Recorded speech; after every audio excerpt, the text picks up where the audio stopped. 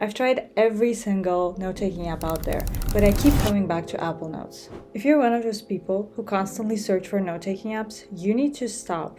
First of all, the perfect note-taking app does not exist. If it existed, I would probably have found it by now.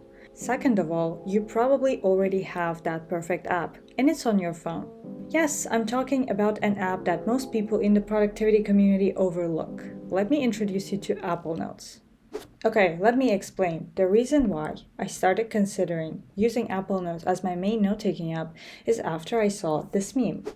As this meme demonstrates, you don't need to create complex connections, integrations, and a lot of features in your note-taking app. Your note-taking should be fairly simple, but we create obstacles for absolutely no reason. You can assume that Apple Notes is for noobs who don't know how to take notes. However, a lot of successful people use Apple Notes. Do you know why? Because it's not about the app, it's about your notes. You can try hundreds of apps, but the result will be similar. You can even take notes on a physical notebook, and it will work just fine for some people. In fact, millions of people in the past used it, and it worked for them. I was tired of switching from one app to another and of constantly searching for the perfect app that would satisfy my needs as a user. I would waste hours in Notion trying to create the perfect second brain to later transfer all of my notes to Obsidian. Then I would see how Obsidian lacks certain features and I would go back to Notion. I would spend so much time designing my Notion dashboard that you would think that I was preparing for an art exhibition, while in reality, I was just trying to remember my grocery list. Do you know why people keep switching? It's because they see content about those note-taking apps all the time. As you know, the grass is always greener. They see their favorite YouTuber using Notion and they think that it will solve all of their problems. Then they see another YouTuber using Obsidian and they switch to that. Thus, people are stuck in this endless loop, and instead of getting things done, they just switch from one app to another. They think that they will be perfectly productive if they find the perfect note-taking app, while in reality, they just waste hours and hours of their time. Nobody in their right mind wants to waste time exporting notes from one app to another. If you are a prolific note taker like myself and you have ever exported notes from one app to another, you know how hard and time consuming it might be. The topic in question is productivity, but switching from one app to another is nothing but a waste of time. I hate to break it to you, but if you're not productive, it probably has nothing to do with your note taking app. It's probably about you. Imagine moving to a new house every single week. Would you feel good about that? Because that's what constantly switching note-taking apps feels like. I've been struggling with note-taking apps for literally years until I realized one simple truth. Minimalism is the answer. I'm not saying that minimalism will work for everybody, but I tend to function best when I don't have a lot of distracting factors, like gadgets, like widgets, like a lot of customizable features like Notion has.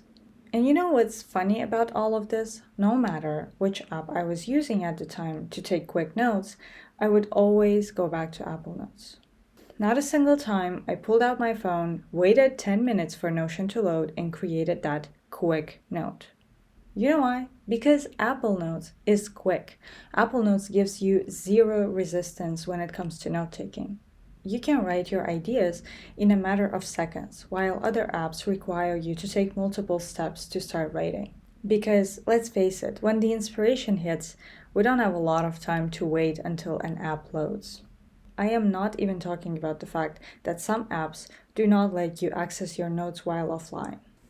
You can use your Apple Notes with your Apple Pencil, which is very convenient if you're a visual person and you need to draw something or jot something down by hand. You can create tables and they are not as bad as you might think. Formatting is simple, but it's more than enough to make your notes look appealing. You have folders, and if you dislike folders, you can always use hashtags. Yeah, the ones that Notion doesn't have. Okay, I know Notion has hashtags, but they are embedded in databases. I'm talking about using hashtags on pages separately. You can create smart folders, which really simplifies the process of categorizing your notes and makes it easier to find them quickly. You can easily scan any document you might need and use search to find it later. Search function will recognize the text.